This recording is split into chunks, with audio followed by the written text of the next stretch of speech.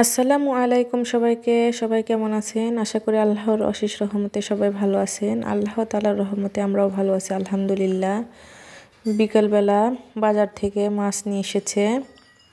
মাছটাকে আমি সুন্দরভাবে ধুয়ে নিয়েছি। মাছটা কেটেই নিয়ে এসেছে, কারণ বড় মাছ কাটা বাসায় একটু অসুবিধা হয় আর কি। মাছগুলোকে সুন্দরভাবে ধুয়ে নিয়েছি। এখান থেকে আমি কয়েক পিস মাছ রান্না করব, বেশি নেব না।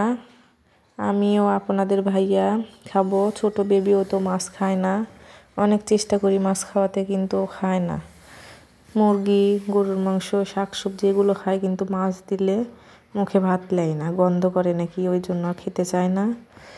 তো এখন ভেজে ভেজে একটু খাওয়াই, হালকা একটু খাই, আস্তে আস্তে খাওয়া শিখে যাবে মনে হয়।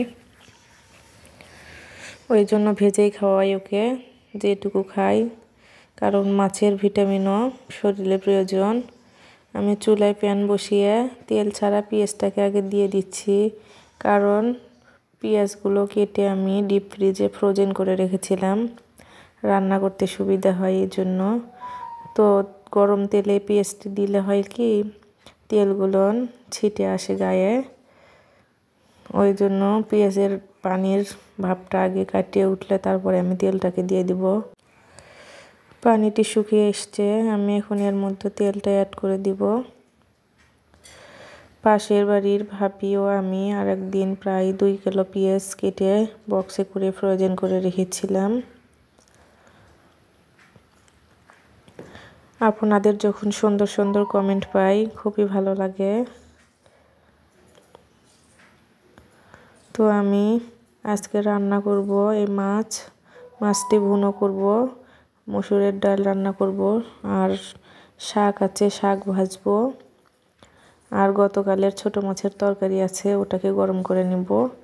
এটা দিয়ে আজকে হয়ে যাবে, কারণ সারাদিন রোজা থাকার পর অত কিছু খায় না, খাবার নষ্ট হয়, আর খাবার নষ্ট করা মোটেও ভালো কাজ নয়। আল্লাহ তাআলা পছন্দ করেন না, আমারও ভালো লাগে না।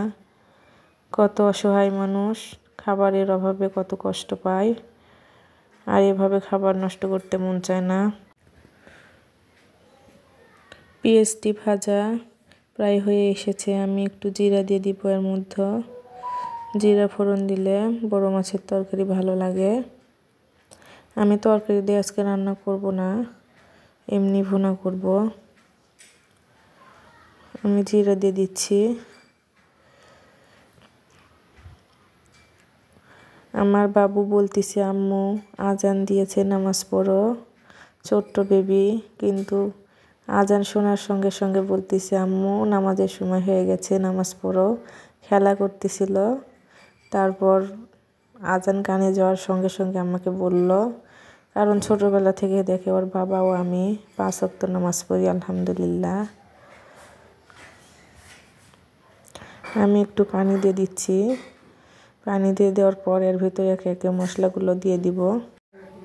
এখন রমজান মাস, সকালবেলা একটু দেরিতে ঘুম থেকে উঠি, তারপর মুরগি আছে, মুরগিগুলোকে ছেড়ে দিই, খেতে দিই, ঘর দুয়ার গোছ করে থালি বাসন মেজে ঘষে, তারপর কিছু কাপড় চোপড় থাকে ওগুলো ধুয়ে গোসল দিয়ে ছাদে মেলে দিয়ে আসার পর দেখা যায় 1টা বেজে গেছে।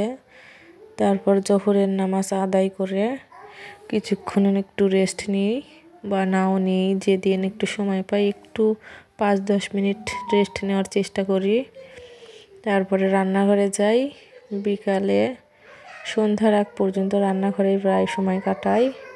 এখন যেহেতু রমজান মাস, একটু রান্না বান্না বেশি করতে হয়। রান্না শেষ করে আসরের নামাজ আদায় করে তারপর আবার ছাদে কাপড় মেলানো থাকে, ওগুলো কাপড় তুলে নিয়ে এসে ভাঁজ করে রাখি। মুরগিগুলোকে আবার খেতে দিয়ে ঘরে তুলি। আজকে বিছানার কাপড় ধুলাম, বিছানার চাদর কম্বলগুলো বের করেছি এবং লেপ তুলে রেখেছি। একটু গরম, লেপ এখন গায়ে না দিলেও হয়, লেপ গায়ে দিলে বেশি গরম ধরে যায়, কিন্তু কাঁথাও গায়ে দেওয়া যায় না, শীত করে। ওই জন্য কম্বল রেখে লেপের কভার ধুয়ে তুলে রেখে দিয়েছি। শীতের কাপড়গুলো আস্তে আস্তে সব ধুয়ে তুলতে শুরু করেছি, কারণ গরম প্রায় পড়ে এসেছে। বাসায় 3টা বেডরুম, ড্রয়িং, ডাইনিং, তো 3টা বেডের মধ্যে আমরা যে রুমে থাকি ওই রুমে আর কি বেশি ধোয়া হয়, বাবু থাকে, কারণ নোংরাতে বাবুকে রাখি না, ছোট বাচ্চা থাকলে বেশি ময়লা হয়, নোংরা হয় আর কি, ওই জন্য ঘন ঘন ধোয়া লাগে। তো আপনাদের আমি একদিন পুরো বাসাটা দেখাবো ইনশাল্লাহ। আমি মাছটাকে দিয়ে দিচ্ছি, দিয়ে একটু কষিয়ে নিব। আমি শাক দুপুরবেলা বেছে সুন্দর করে ধুয়ে রেখেছি। পাশের বাড়ির এক আমার ভাতিজি শাক তুলে নিয়ে এসে দিয়েছে আমাকে, পাঁচমিশালি শাক, অল্প করে ভাজবো। আমি মাছটাকে ভালোভাবে কষিয়ে নিয়ে কিছুক্ষণ ঢাকা দিয়ে ভালো করে সেদ্ধ করে নিব। মাছটা বড়, এই জন্য একটু পানি দিয়ে সেদ্ধ করে নিব। তাছাড়া একেবারেই পানি অ্যাড করে দিতাম, সেদ্ধ হয়ে যেত এবং মাছটা হয়ে যেত, কিন্তু এখন একটু পানি দিয়ে আগে কষিয়ে নিচ্ছি। তারপর শরীরটা ভালো নেই, কয়েকদিন হলো ঠান্ডা লেগেছে এবং একটু জ্বরও। প্রতিদিন আমি ওষুধ খাচ্ছি রেগুলার, 3 দিন হলো গলা ব্যথা, ঠান্ডা ও জ্বরের ঔষধ। ভয়েস শুনে অনেকেই হয়তো বুঝতেই পারছেন প্রচণ্ড ঠান্ডা লেগেছে। আপনাদের ভাইয়ারও কয়েকদিন যাবৎ খুব জ্বর ও ঠান্ডা ছিল, ওর সেরে গেছে, তারপর আবার আমার শুরু হয়েছে। এখন আল্লাহ তাআলার রহমতে আমার ছোট বাবুটা সুস্থ থাকলে হয়, কারণ জ্বর যখন হয় আমি দেখেছি বাড়ির সবারই একের পর এক হয়। আল্লাহ তাআলার কাছে দোয়া করি আমার ছোট্ট সোনা যেন সুস্থ থাকে সব সময়।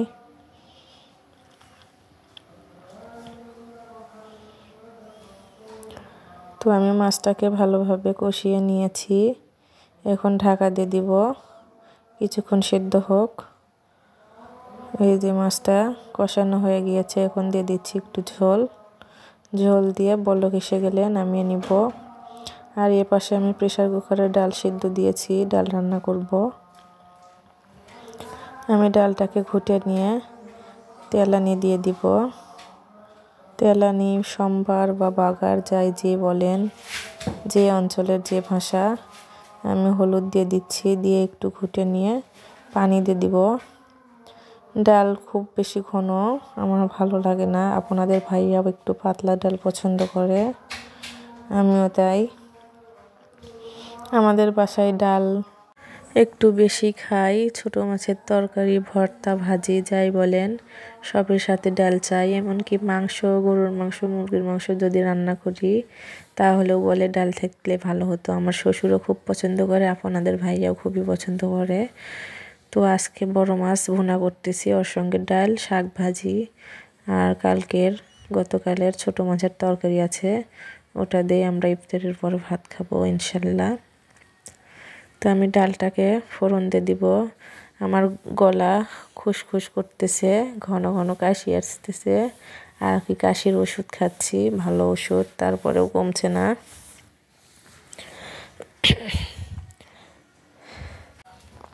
আমি পাঁচফোড়নটাকে দিয়ে দিলাম, এখন ডালটাকে ঢেলে দিয়েছি। বলক এসে গেলে কিছুক্ষণের মধ্যে আমি ডালটাকে নামিয়ে নিব। ডালটার বলক চলে এসেছে, আমি ডালটাকে এখন নামিয়ে নেব, বেশি ঘন করব না। আর আজকের ডালে আমি ধনিয়া পাতা বা টমেটো কোনো কিছু দিই নেই, ঘরে আছে টমেটো আছে কিন্তু আমি দিলাম না, আজকে ডালটা এভাবে খাবো। শাকটা আমি বেছে ধুয়ে নিয়েছি, শাকটাকে ভেজে নিব। তো আমি কড়াই বসিয়েছি, তেল দিয়ে দিলাম। এখন আমি এর মধ্যে রসুন কুচি ও পেঁয়াজ কুচি, কাঁচামরিচের ফালি সব কিছু দিয়ে ভালোভাবে ভেজে নিয়ে শাকটাকে ঢেলে দেব।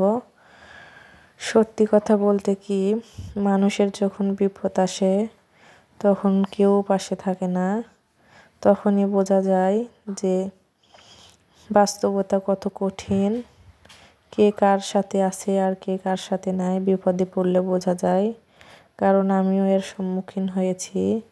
যখন আপনি বিপদে পড়বেন বা কষ্ট থাকবেন, দেখবেন কেউ আপনার পাশে থাকবে না, সাপোর্ট করা তো দূরের কথা, আরও অনেক কথা শুনিয়ে কষ্ট পাওয়ার জন্য, মনে ব্যথা ও আঘাত দেওয়ার জন্য আরও অনেক ধরনের কথা শোনায়। আমি শাকগুলোকে ভেজে নেব। বাড়ির পাশে ক্ষেত থেকে আমার এক ভাতিজি শাকগুলোকে তুলে নিয়ে এসে দিয়েছে। শাকগুলো খুবই ভালো লাগে খেতে। গ্রামে থাকি এর জন্য আর কি শাক সবজি ভালো বেশি পাওয়া যায়। শহরেও থাকতাম তখন কিনে খেতাম, আর এখন বাসার পাশেই অনেক শাক সবজি আছে আমাদের খেতে। শাকটা আমার ভাজা হয়ে গিয়েছে, এখন আমি নামিয়ে নেব। অল্প একটু ভাজিয়েছি কারণ খাবার নষ্ট হয়, রোজা থেকে অত খাবার খাওয়া যায় না, অল্প অল্প করে রান্না করলেই ভালো হয়। এই পাশে আমার মাছটাও হয়ে গিয়েছে। আর আমি এখন বানাবো চা, কারণ আমাদের ফ্যামিলির আমার শ্বশুর দেবর আপনাদের ভাইয়া সবাই চা পছন্দ করে। যদিও এখন আলাদা, দেবর আলাদা আমরা আলাদা, শ্বশুর মশাই ও শাশুড়ি মা যখন যেখানে ভালো লাগে সেখানে আর কি কাটান সময়। তো আপনাদের ভাইয়ার ইফতার করে নামাজ শেষ করে এসে চা খাই, ওই জন্য চাটা তৈরি করছি। এই চা পাতাগুলো সিলেট থেকে নিয়ে এসেছিল আপনাদের ভাইয়া। অনেকগুলোই চা পাতা, গ্রিন টি, চকলেট এগুলো নিয়ে এসেছিল। কিছুটা আমি আমার ছোট যাকে দিয়েছি, শাশুড়ি মাকে দিয়েছি আর রেখেছিলাম, অনেক দিনই যাবে। এপাশে আমি ছোলাটাকে ভেজে নিচ্ছি এবং শেষ রাতে দুধ দিয়ে কলা দিয়ে আপনাদের ভাইয়া ভাত খায়, আমিও খাই, ভালো লাগে খেলে, শরীরটাও সুস্থ থাকে। দুধটাকে জাল দিয়ে নিচ্ছি। তো আপনাদের ভাইয়া অফিস থেকে আসলো কিছুক্ষণ আগে। এখন আমি ইফতারের আগ মুহূর্তে টেবিলে ইফতার সাজিয়েছি। আজকে ছোলা, বুন্দিয়া, কলা, খেজুর এগুলো দিয়ে ইফতার করব ইনশাল্লাহ। আজকের ভিডিওটি এই পর্যন্তই। সবাই আমাদের জন্য দোয়া করবেন, ভালো থাকবেন। আল্লাহ হাফেজ।